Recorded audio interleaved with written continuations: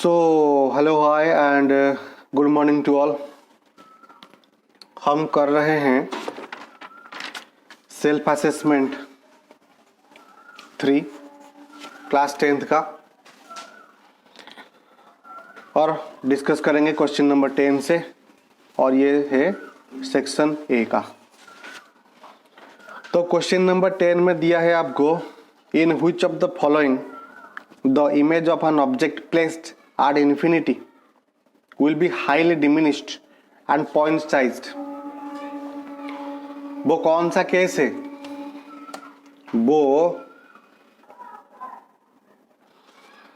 तो यहां पे क्वेश्चन में दिया है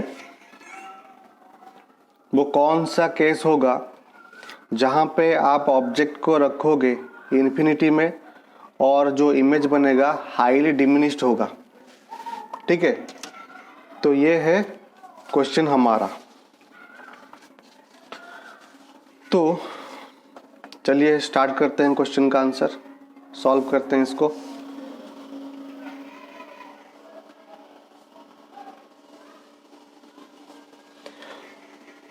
अगर हम कॉनकेव मिरर लेंगे, कॉनकेव मिरर अगर लेंगे तो ये हो जाएगा pole, focus, centre of curvature. Object आपका इन्फिनिटी में है, सो इन्फिनिटी से लाइट हमेशा पैरेलल आती है टू द प्रिंसिपल एक्सिस, और जो लाइट पैरेलल आएगी वो हमेशा फोकस से ही पास करेगी। तो यहाँ पे जो इमेज बना ये बिल्कुल पॉइंट साइज इमेज है, कोई प्रॉब्लम नहीं है इसमें। तो कॉनकेव मिरर हमारा राइट आंसर है। उसके बाद कॉन्वेक्स लेंस भी दिया हुआ है,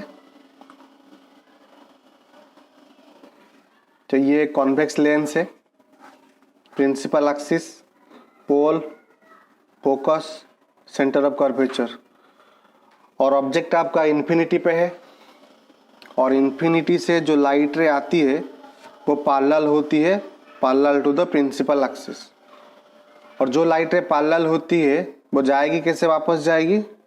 वो जाएगी डायरेक्शन ऑफ फोकस।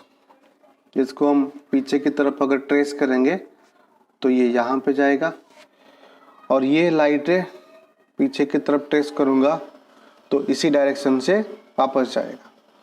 तो दोनों लाइट रे फोकस पे मिले, और ये जो इमेज बना ये बिल्कुल ही डिमिनिश्ड है, बहुत ही छोटा, एकदम पॉइंट साइज। तो कॉन्वेक्स मिरर भी राइट आंसर है। उसके बाद ये कॉन्वेक्स लेंस है, principal axis, optical centre, pole, centre of curvature, light ray parallel आएगी, पैरेलल आने के बाद इन्फिनिटी से आ रही है तो पैरेलल होगी, तो ये कन्वर्ज करेगी, फोकस पे कन्वर्ज होगी। तो यहाँ पे भी जो इमेज बना बिल्कुल पॉइंट साइज इमेज है, तो हमारा आंसर कॉन्वेक्स लेंस भी होगा। यहाँ पे भी पॉइंट साइज इमेज बना है। और उसके बाद आखिर में आता है concave lens, principal axis, focus, optical centre, focus two, centre of curvature, और ये दूसरा centre of curvature. Light ray parallel आई, सो ये कॉनकेव लेंस है, तो इसमें लाइट डाइवर्ज होगा। कौन से डायरेक्शन में डाइवर्ज होगा? डायरेक्शन ऑफ फोकस, फोकस की डायरेक्शन में ये डाइवर्ज होगा। सो यहाँ पर भी पॉइंट साइज इमेज बन रहा है, तो आंसर हमारा कॉनकेव लेंस भी हो जाएगा। तो चारों चारों ही हमारे आंसर हैं। तो चलिए देखते हैं कहाँ पे दिया है। ये है convex mirror, concave mirror, concave lens and convex lens. तो ये चार हमारे आंसर हो गए, ये चार हमारे आंसर हो गए। यहाँ पे पॉइंट साइज इमेज आपका बनेगा। ठीक है, चलिए फिर नेक्स्ट क्वेश्चन पे हम बात करेंगे। क्वेश्चन नंबर 10 का और वाला क्वेश्चन है ये। The image formed by a concave mirror is observed to be virtual, erect and larger than the object. कोई कॉनकेव मिरर है और यहाँ पे जो इमेज बना वर्चुअल है, इरेक्ट है और लार्ज भी है। Where should be the position of the object? तो आपका ऑब्जेक्ट कहाँ पे होगा? तो आंसर हो जाएगा इसका between the pole and focus. क्यों होगा ऐसा? चलिए हम इस पे भी थोड़ा सा नजर डाल देते हैं, क्यों होगा इसका आंसर। देखिए,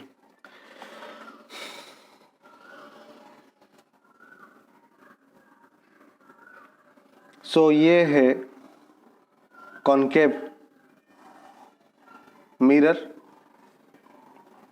पोल, फोकस, सेंटर ऑफ कर्वेचर और ऑब्जेक्ट आपका यहाँ पे है, ऑब्जेक्ट आपका यहाँ पे है पोल और फोकस के बीच में। तो अगर कोई लाइट रे ऐसे पैरेलल जाएगी, ऐसे अगर पैरेलल गई तो वो हमेशा फोकस से बैक करेगी। तो ये डायरेक्शन ऑफ फोकस से इसे बैक करेगी। इसको मैं पीछे की तरफ ट्रेस करूंगा यहाँ तक। अगर दूसरा कोई रे पोल के ऊपर गिरा तो ये यहाँ पर जो एंगल बनाया है उसी एंगल से ये वापस आएगा। अगर इसी लाइन को मैं पीछे की तरफ ट्रेस करूंगा तो दोनों यहां पे मिलेंगे। सो ये वर्चुअल है, इरेक्ट है एंड मैग्नीफाइड है। इमेज बिल्कुल ही मैग्नीफाइड है। ठीक है, तो ये है इसका आंसर। चलिए नेक्स्ट क्वेश्चन नंबर 11 पे बात करते हैं।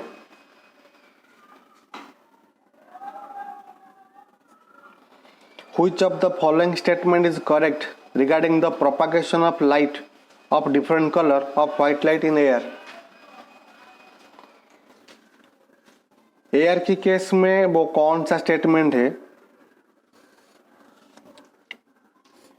सही होगा? रेड लाइट मूव्स फास्टेस्ट, बिल्कुल नहीं। ब्लू लाइट मूव फास्टर, बिल्कुल नहीं।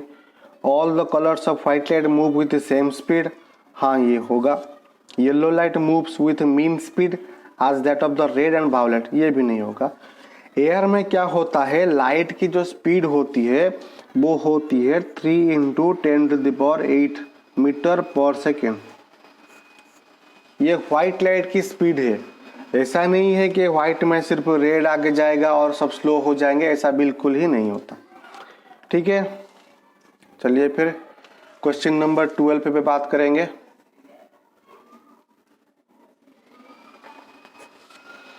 Two resistors of resistance 2 ohm and 4 ohm when connected to a battery। अब दो रेजिस्टर है, 2 ओम का और 4 ओम का, उसको हमने बैटरी के साथ जोड़ दिया तो क्या होगा? Same current flow through them when connected in parallel. क्या पैरेलल में सेम करंट फ्लो करेगा? ऐसा नहीं होता।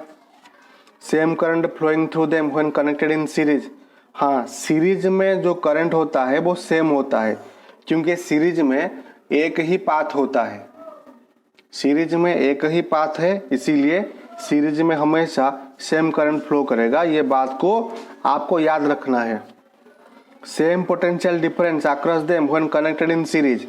सीरीज में पोटेंशियल डिफरेंस सेम नहीं होता, पैरेलल में पोटेंशियल डिफरेंस सेम होता है। ठीक है, सीरीज में करंट सेम होता है और पैरेलल में पोटेंशियल डिफरेंस सेम होता है।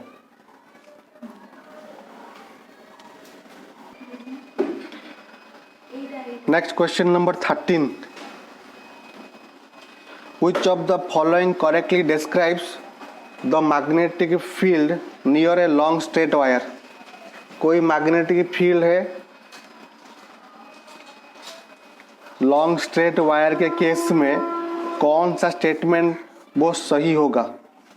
ठीक है, तो क्वेश्चन को मैं थोड़ा सा डायग्रामेटिकली आपको समझा देता हूँ ताकि समझने में थोड़ी सी आसानी हो आपको। अगर ये कोई स्ट्रेट वायर है, ठीक है, और जो करंट है ऊपर की तरफ जा रहा है, so according to right hand rule के अनुसार अगर जो करंट का डायरेक्शन है ये ऊपर की तरफ है तो मैग्नेटिक फील्ड का डायरेक्शन क्या होगा? लेफ्ट होगा, एंटी क्लॉकवाइज, ऐसे।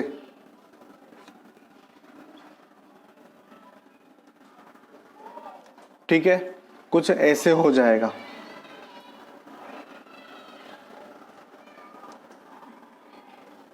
ठीक है, ये हो जाएगा, ये करंट का डायरेक्शन है और ये मैग्नेटिक फील्ड का डायरेक्शन है। ठीक है, तो ये जो दिया है, the field consist of a concentric circles centred on the wire. देखो ऑप्शन को थोड़ा सा देख लीजिए। The field consist of concentric circles centred on the wire. तो जितने भी सब सर्कल होंगे वो कॉन्सेंट्रिक होंगे, मतलब सारे सर्कल का जो सेंटर होगा वो एक ही होगा। ठीक है, नेक्स्ट बात करेंगे क्वेश्चन नंबर 13 के ऊपर। For a current in a long straight solenoid, आपके पास कोई सोलेनॉइड है, north and south poles are created at the two ends. Solenoid के नॉर्थ एंड साउथ पोल्स भी हैं। Among the following statements the incorrect statement is what? Solenoid है, उसके north pole है, उसका साउथ पोल है, तो इनमें से वो कौन सा स्टेटमेंट है जो गलत है? चलिए देखते हैं।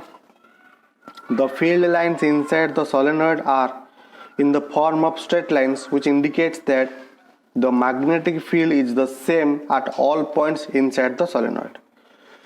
सोलेनॉइड के अंदर जो मैग्नेटिक फील्ड होता है वो बिल्कुल स्ट्रेट होता है और ये बात बिल्कुल सही है, इसमें कोई भी गलती मुझे नहीं दिख रही है। अभी जैसे कि अगर ये कोई सोलेनॉइड हो जाएगा तो इसके अंदर जो मैग्नेटिक फील्ड होगा वो बिल्कुल ही स्ट्रेट होगा, ये बिल्कुल ही स्ट्रेट होगा। और मैग्नेटिक फील्ड डिपेंड करता है मैग्नेटिक फील्ड लाइन के ऊपर। जहां पर मैग्नेटिक फील्ड लाइन का क्राउड होगा वहीं पर स्ट्रेंथ ज़्यादा, तो यहाँ पर हर तरफ मैग्नेटिक फील्ड की स्ट्रेंथ सेम है, तो हर जगह पर मैग्नेटिक फील्ड लाइन की जो क्राउडनेस है वो भी सेम है, क्योंकि फील्ड लाइन सेम है तो स्ट्रेंथ भी सेम होगा ना। ठीक है, तो फर्स्ट पॉइंट भी बिल्कुल सही है, कोई प्रॉब्लम नहीं इसमें। सेकंड ऑप्शन दिया है, the strong magnetic field produced inside the solenoid can be used to magnetise a piece of magnetic material like soft iron when placed inside the coil. तो ये यहाँ पे दिया है, सोलेनॉइड के अंदर हम अगर कोई आयरन पीस को रखेंगे तो वो मैग्नेटाइज हो जाएगा। ये बात बिल्कुल सही है, लेकिन कुछ हद तक। और दो ऑप्शंस को देखेंगे उसके बाद हम चर्चा करेंगे कौन सा सही होगा आंसर हमारा। चलिए ये देख लो। The pattern of the magnetic field associated with the solenoid is different from the pattern of the magnetic field around a bar magnet. तो यहाँ पे पूछा है मैग्नेटिक फील्ड और सोलेनॉइड के जो मैग्नेटिक, कोई बार मैग्नेट है ना, बार मैग्नेट का मैग्नेटिक फील्ड और सोलेनॉइड का मैग्नेटिक फील्ड ये डिफरेंट होगा। The pattern of the magnetic field associated with the solenoid is different from the pattern of the magnetic field around a bar magnet. तो यहाँ पे दिया है सोलेनॉइड का मैग्नेटिक फील्ड और बार मैग्नेट का मैग्नेटिक फील्ड वो अलग होगा। देखो ऐसा तो नहीं होगा, क्योंकि एक सोलेनॉइड भी बार मैग्नेट की तरह बिहेव करेगा, एक सोलेनॉइड भी बार मैग्नेट की तरह बिहेव करेगा और उसके नॉर्थ पोल साउथ पोल होंगे और मैग्नेटिक फील्ड लाइन नॉर्थ से निकलेगा और साउथ पे आएगा। तो ये सेम होगा, इसमें कोई प्रॉब्लम नहीं है। लेकिन पोलैरिटी चेंज हो सकती है। अगर करंट का डायरेक्शन आपने चेंज कर दिया तो नॉर्थ पोल और साउथ पोल भी चेंज हो जाएंगे। ठीक है। Option D, north and south poles exchange position when the direction of a current through the solenoid is reversed. हाँ, ये तो होगा। अगर नॉर्थ पोल और साउथ पोल चेंज हो जाएंगे क्योंकि आपने करंट का डायरेक्शन चेंज कर दिया। जैसे कि अगर करंट का जो डायरेक्शन होगा वो सोलेनॉइड में अगर क्लॉकवाइज है तो वो साउथ पोल होगा, अगर एंटी क्लॉकवाइज है तो वो नॉर्थ पोल होगा। तो क्लॉकवाइज को ऐसे भी लिखा जा सकता है, क्लॉकवाइज है तो साउथ पोल, एंटी क्लॉकवाइज है तो नॉर्थ पोल। ठीक है, तो ये ऑप्शन भी बिल्कुल सही है। तो यहां पर जो इनकरेक्ट लग रहा है, the pattern of the magnetic field associated with the solenoid is different from the pattern of the magnetic field around a bar magnet. तो ये ऑप्शन आपका गलत हो जाता है मेरे ख्याल से। यहाँ पे दिया है कि सोलेनॉइड का जो मैग्नेटिक फील्ड है और बार मैग्नेट का जो मैग्नेटिक फील्ड है ये डिफरेंट होगा। तो ये डिफरेंट नहीं होता, ये सेम होता है। ठीक है, तो ये स्टेटमेंट आपका करेक्ट आंसर हो गया। उसके बाद next question assertion on reason वाला क्वेश्चन है, इसको थोड़ा सा हम ध्यान से करेंगे। चलिए एक एक करके पढ़ते हैं। Magnetic field lines never intersect. Magnetic field line intersect नहीं करता, बिल्कुल करेक्ट है, कोई प्रॉब्लम नहीं इसमें। रीजन में दिया है at a particular point magnetic field has only one direction. At a particular point magnetic field has only one direction. देखो एट ए पर्टिकुलर पॉइंट नहीं होता, हर एक पॉइंट में, किसी भी पॉइंट पे ऊपर आप रखना चाहो कंपास को रख सकते हो, वहां पर वो सिर्फ एक ही डायरेक्शन दिखाएगा। तो ये रीजन जो है ये गलत हो जाता है। At a particular point magnetic field has only one direction, तो ये गलत हो जाता है। तो हमारा यहाँ पर जो आंसर हो जाएगा वो हो जाएगा सी, A is true but R is false. Question number 15. Ozone is both beneficial and damaging. Ozone जो होता है बेनिफिशियल होता है, अल्ट्रावायलेट रे से हमें बचाता है, और डैमेजिंग मतलब अगर ओजोन को आप इनहेल करते हो तो आप बीमार पड़ सकते हो और आपकी जान भी जा सकती है, क्योंकि ओजोन बहुत ही पॉइजनस गैस होता है। रीजन में क्या दिया है, असर्शन तो सही। Stop the release of chlorofluorocarbon to protect ozone. So हमें ओजोन की सुरक्षा करनी चाहिए, तो इसीलिए जो क्लोरोफ्लोरोकार्बन गैस होता है उसका इस्तेमाल बहुत ही कम करना चाहिए। तो ये बिल्कुल सही है। क्या ये दोनों के बीच कोई रिलेशन है?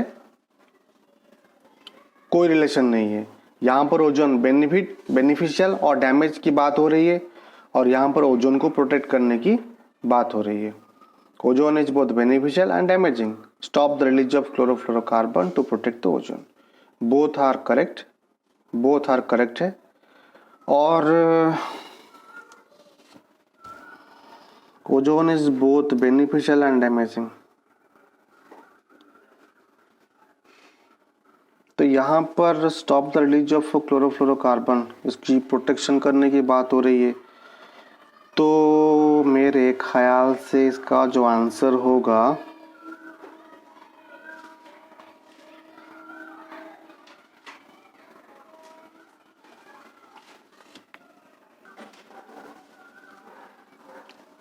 तो यहाँ पे ए करेक्ट है, बी करेक्ट है, लेकिन ए बी के बीच कोई संपर्क नहीं है, जिसके चलते जो आंसर होगा हमारा ये हो जाएगा बी।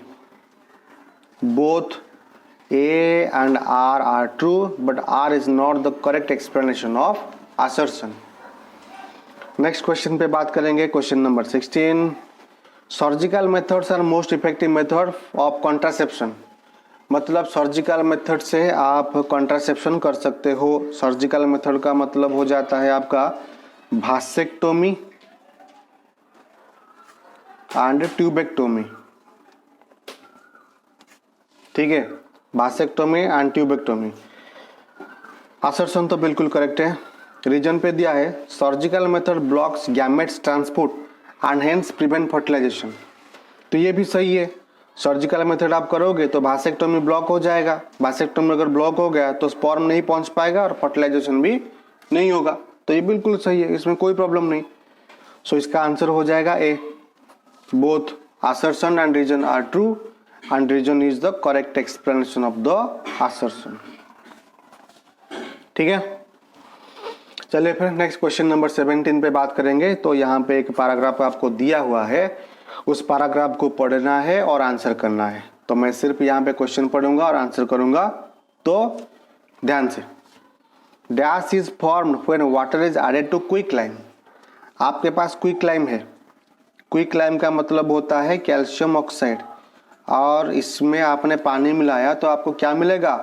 कैल्शियम हाइड्रोक्साइड, जिसे कहा जाता है slaked lime.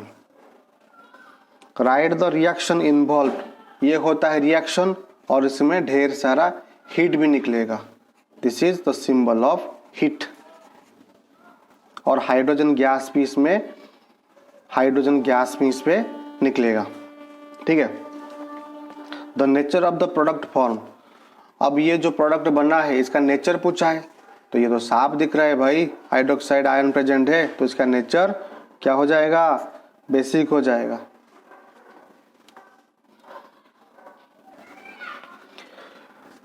D, question number D.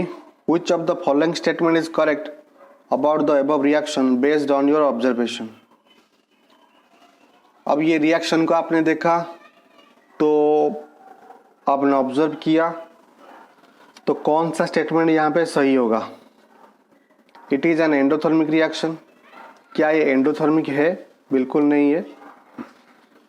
इस रिएक्शन के लिए हीट नहीं चाहिए. क्या एक्जोथर्मिक है?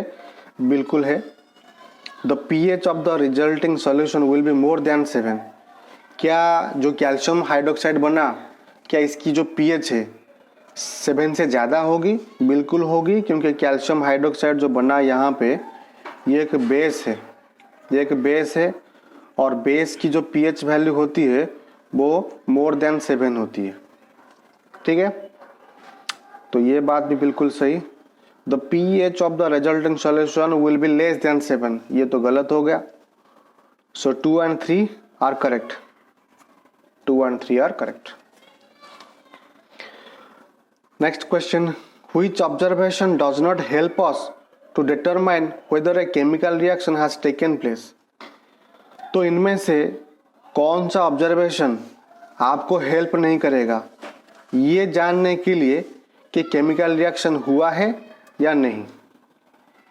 सो देखिए, evolution of gas, change in state, change in temperature and change in pH. तो कौन सा ऑब्जर्वेशन आपको हेल्प करेगा? डज नॉट हेल्प नहीं करेगा. तो चेंज इन स्टेट हो जाएगा. इसका जो आंसर होगा चेंज इन स्टेट. अगर गैस निकला तो इसका मतलब है, अगर गैस निकल रहा है तो इसका मतलब ये है केमिकल रिएक्शन हुआ. अगर टेम्परेचर में चेंजेस आए, केमिकल रिएक्शन हुआ.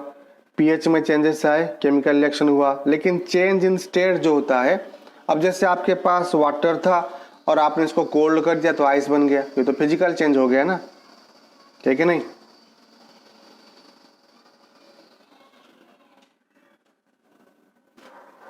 तो नेक्स्ट क्वेश्चन पे बात करेंगे. Question number 18. In the given diagram represent the structure of a flower. Study the structure and answer the following questions. ये एक फ्लावर का डायग्राम दिया है और हमें इन्हीं पार्ट को आइडेंटिफाई करना है. तो ये जो सी वाला जो पार्ट है, थोड़ा सा जूम करता हूँ. ये जो सी वाला जो पार्ट है ये हो जाएगा आपका ओव्यूल. और ये जो बी वाला जो पार्ट है ये फीमेल का बीच का पार्ट दिखा रहा है, that is style, stigma style. तो ये फीमेल रिप्रोडक्टिव ऑर्गन का मिडिल वाला पार्ट है, दैट इज स्टाइल। और यहाँ पे ये मेल रिप्रोडक्टिव ऑर्गन का टॉप वाला पार्ट है, दैट इज आंथर। क्लियर? तो नेक्स्ट पेज पे बढ़ेंगे। तो ऑप्शन भी दिया है A B C, anther style ovule, anther style ovule, anther style और ओव्यूल दिया है, हमने किया है आंथर स्टाइल और ओव्यूल। तो ये हो गया आपका आंथर स्टाइल और ओव्यूल या फिर ओवरी। ठीक है। तो next question, which of these is the function of a part labelled as C. C वाला जो पार्ट है वो कौन था? ओवरी था या फिर ओव्यूल था? उसका फंक्शन क्या है? तो ओवरी का फंक्शन क्या होता है? Contains ovule which develop into seed. उसके बाद next question, when an insect sits on the flower of A plant then some particles from the little stacks in the flowers stick to its body, and when this insect sits on the flower of another plant the particles get deposited in that flower. What are these particles? जब कोई insect किसी भी flower के ऊपर बैठता है तो उस इंसेक्ट के ऊपर एक पार्टिकल लग जाता है, उसका नाम क्या है? पोलन ग्रेन, ये लग जाता है। ठीक है। नेक्स्ट क्वेश्चन तो आपको यहाँ पे दिया है, तो हम यहाँ तक करते हैं और आगे के जो क्वेश्चन है हम नेक्स्ट क्वेश्चन में डिस्कस करेंगे यहाँ से। ठीक है। तो तब तक के लिए keep learning and stay fit.